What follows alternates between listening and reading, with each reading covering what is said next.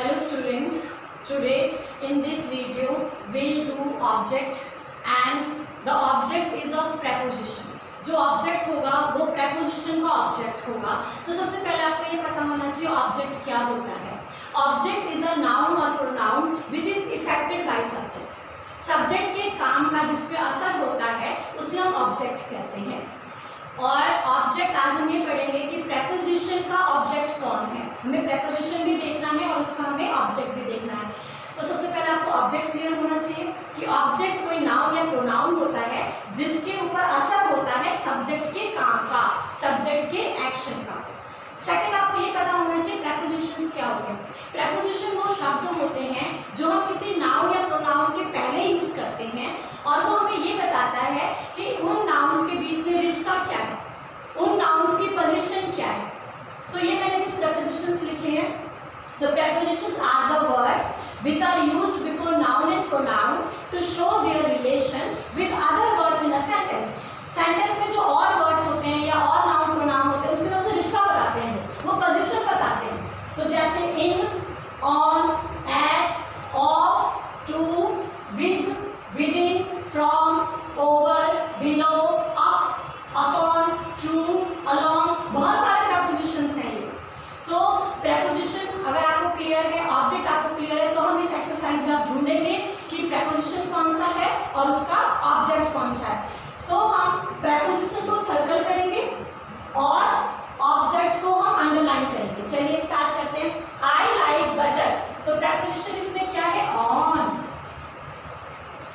So I like butter. अब इस subject में हमने ये जो प्रेपोजिशन है किसके लिए यूज किया है? टोस्ट के लिए. हम इसे अंडरलाइन करेंगे. मतलब इस ऑन प्रेपोजिशन का ऑब्जेक्ट क्या है? टोस्ट है. ठीक है ना. टोस्ट हमने बटर किसके ऊपर लगाया है? टोस्ट के ऊपर लगाया है. Next, the road runs over the hills. सबसे पहले इस सेंटेंस में आप प्रेपोजिशन ढूंढिए. ओवर. अब ये जो रोड है ये किसके ऊपर जा रही है? पहाड़ियों के ऊपर जा रही है. तो हमारा इसमें सब्जेक्ट क्या है? The hills. पहाड़ियां. पहाड़ियां हमारा ऑब्जेक्ट है. ये किसका ऑब्जेक्ट है? ओवर प्रेपोजिशन का. सेंटेंस कहता है कि जो रोड है वो पहाड़ियों के ऊपर से गुजर रही है. नेक्स्ट है आपका there is a cow on. हमारा प्रेपोजिशन क्या है? ऑन. और काउ किसके ऊपर है? फील्ड्स के ऊपर, खेतों के ऊपर. सो हमारा जो ये ऑन प्रेपोजिशन है इसका ऑब्जेक्ट क्या है? Fields. Next, he sat by fire to dry her hair. इस सेंटेंस में हमारा प्रेपोजिशन है बाय. शी सैट बाय किसके पास बैठी है? वो फायर के पास. सो फायर हमारा इसका ऑब्जेक्ट है. इस प्रेपोजिशन का ऑब्जेक्ट है फायर. वो आग के पास बैठी अपने बाल सुखाने के लिए. यहाँ पे जो ये टू है ये इंफिनिटिव है. ये इंफिनिटिव है, वर्ब की फर्स्ट फॉर्म है. ठीक है, हम इसको अंडरलाइन नहीं करेंगे. यहाँ पे ये जो टू है ये वर्ब नहीं है. यहाँ पे जो टू है ये वर्ब है, ये प्रेपोजिशन नहीं है. टू ड्राई हर हेयर, अपने बालों को सुखाने के. नेक्स्ट है Humpty Dumpty sat on A wall. इस सेंटेंस में हमारा प्रेपोजिशन है ऑन. और वो किसके ऊपर बैठे हैं? वॉल के ऊपर. सो वॉल है हमारा object. Next sentence the cat on the mat sleeps lazily in the sun. इस लाइन में दो ऑब्जेक्ट है और दो प्रेपोजिशन है. देखिए फर्स्ट है द कैट ऑन. ये हमारा प्रेपोजिशन है ऑन. किसके ऊपर बैठी है? मैट के ऊपर. ये आपका ऑब्जेक्ट है. दोबारा the cat on the mat sleeps lazily in the sun. In ये भी आपका प्रेपोजिशन है और ये आपका ऑब्जेक्ट. नेक्स्ट है आपका While mother was reading, जब मम्मी पढ़ रही थी, we tiptoed into the room. Into ये है आपका प्रेपोजिशन. into हम कहाँ गए? कमरे के अंदर. ये हमारा ऑब्जेक्ट है. टिप्टो होता है हिंदी में कहते हैं दबे पांव जाना, चोरी छुपे. टिप्टो पैरों की उंगलियों के ऊपर होके चलना. टिप्टो मतलब चोरी छुपे कहीं जाना. तो जब मम्मी पढ़ रही थी हम चुपके से कमरे के अंदर गए. She painted a picture of a man sleeping beneath a tree, उसने एक ऐसे आदमी की पिक्चर बनाई जो पेड़ के नीचे सो रहा था। सो इस पूरे सेंटेंस में हमारा प्रेपोजिशन है बीनीथ। बीनीथ का मतलब नीचे, बीनीथ का मतलब होता है के नीचे। अच्छा, किसके नीचे सो रहा है वो? ट्री के नीचे, ये आपका ऑब्जेक्ट है, ए ट्री। नेक्स्ट देखिए, the dog ran around the house.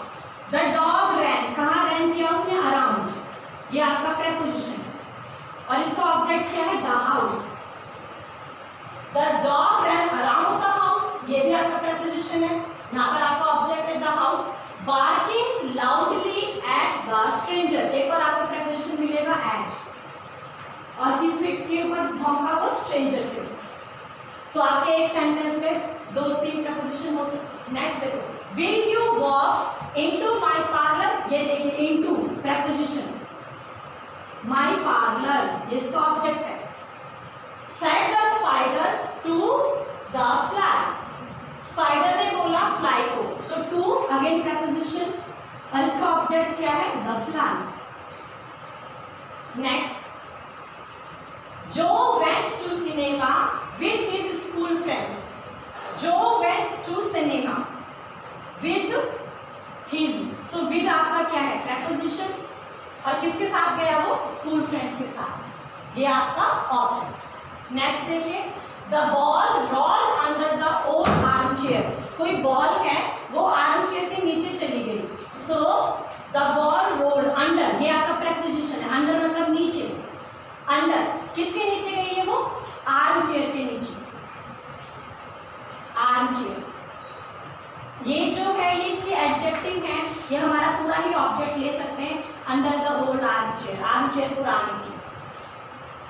Binny walk alone through the dark corridor, Binny walking कर रही थी अकेले, कहाँ से कर रही थी वो? थ्रू, ये आपका प्रेपोजिशन है। थ्रू मतलब किसी जगह से होके गुजरना, सो ये थ्रू प्रेपोजिशन है। इसका ऑब्जेक्ट क्या है? Through the dark corridor, corridor, corridor हमारा ऑब्जेक्ट है, और कॉरिडोर कैसा था? डार्क था, इसका एडजेक्टिव है, ये इसका आर्टिकल है। सो मेन हमारा ऑब्जेक्ट क्या है? बीनी हमारा सब्जेक्ट है। बीनी पैदल चल रही थी अकेले, थ्रू मतलब किसी जगह से, और उस जगह का नाम है कॉरिडोर। कॉरिडोर कैसा था? काला। सो ये आपका प्रेपोजिशन और ये आपका इसका object. Next, the portrait was painted bye a famous artist, portrait बनाया है, किसने बनाया है? फेमस आर्टिस्ट ने। सो यहाँ प्रेपोजिशन क्या? बाय, के द्वारा बनाया गया। सो ये जो हमारा प्रेपोजिशन है इसका ऑब्जेक्ट क्या है? आर्टिस्ट, बाय फेमस आर्टिस्ट, ये इसका ऑब्जेक्ट है। ही reached the station with in half an hour, और सब्जेक्ट है वो पहुंचा स्टेशन में with in half an hour, आधे घंटे के अंदर, हाफ एन आवर। सो इस पूरे सेंटेंस में पहले प्रेपोजिशन ढूंढिए विद इन। अभी विद इन प्रेपोजिशन का ऑब्जेक्ट क्या है? हाफ एन आवर, ये इसका पूरा ऑब्जेक्ट है। Next, feeling sleepy I lay down on the large wooden bed, मुझे नींद आ रही थी, नींद महसूस हो रही थी, इसीलिए मैं बड़े वुडन बेड के ऊपर सोया। सो प्रेपोजिशन आपका ऑन, अब इसका ऑब्जेक्ट क्या होगा? Wooden bed. हम बेड लेके चलेंगे, ये पूरा हो सकता है, आप वुडन बेड कर लीजिए। मेन क्या है? बेड। ये तो बेड की क्वालिटी बता रही थी, वो लकड़ी का बना हुआ था, फिर ये बहुत बड़ा बेड था, तो हमारा ऑब्जेक्ट क्या है? बेड। अगर आप इसको पूरा करेंगे तो भी गलत नहीं है, क्योंकि ये जितने भी वर्ड्स हैं ये बेड के लिए ही यूज कर रखे हैं ना, तो wooden bed. He travelled 5 kilometres in an hour and 20 minutes, in 1 hour, sorry ये 1 होगा, in 1 hour and 20 minutes. So he traveled 5 kilometers in, ये है आपका preposition in. So इस preposition का object क्या है? 1 hour and 20 minutes, 1 घंटे 20 मिनट, ये इसका ऑब्जेक्ट। तो इसके लिए हमें सब्जेक्ट ऑब्जेक्ट की जानकारी होनी चाहिए और प्रेपोजिशंस की जानकारी होनी चाहिए। इसीलिए कहते हैं कि ग्रामर का अगर हमारा बेस स्ट्रॉन्ग नहीं है तो हमें फिर प्रॉब्लम होती है। नेक्स्ट सेंटेंस देखो, the cat climbed up on the high garden wall,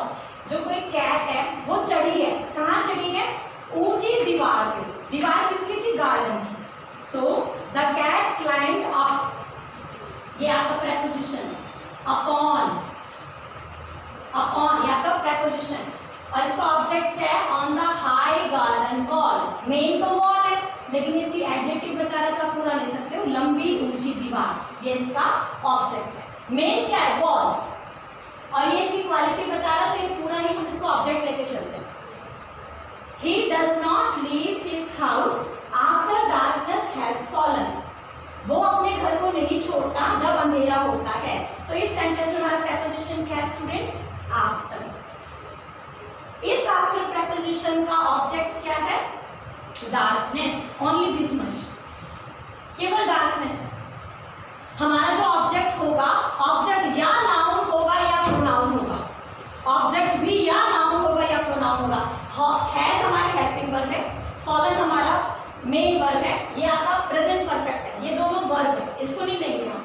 so he does not leave his house, वो अपने घर को नहीं छोड़ता, आफ्टर समय बता रहा है, डार्कनेस, डार्कनेस के बाद। सो ये आपका प्रेपोजिशन हो जाएगा और ये आपका ऑब्जेक्ट। लास्ट सेंटेंस देखते हैं students, how many people were there at party, at party, सबसे पहले प्रेपोजिशन ढूंढिए, एट, और ये जो प्रेपोजिशन एट है इसका ऑब्जेक्ट क्या है, पार्टी।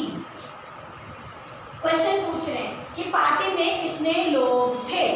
सो स्टूडेंट्स, आज हमने इस वीडियो में ऑब्जेक्ट के बारे में जाना, लेकिन ये जाना कि ये जो ऑब्जेक्ट है वो किस प्रेपोजिशन का है। सो हमने प्रेपोजिशन को सर्कल किया और ऑब्जेक्ट को अंडरलाइन किया, और आप और भी जो आपकी एक्सरसाइजेस है उसको कीजिए। अगर आपको कोई समस्या होती है तो you just let me know, I will help you.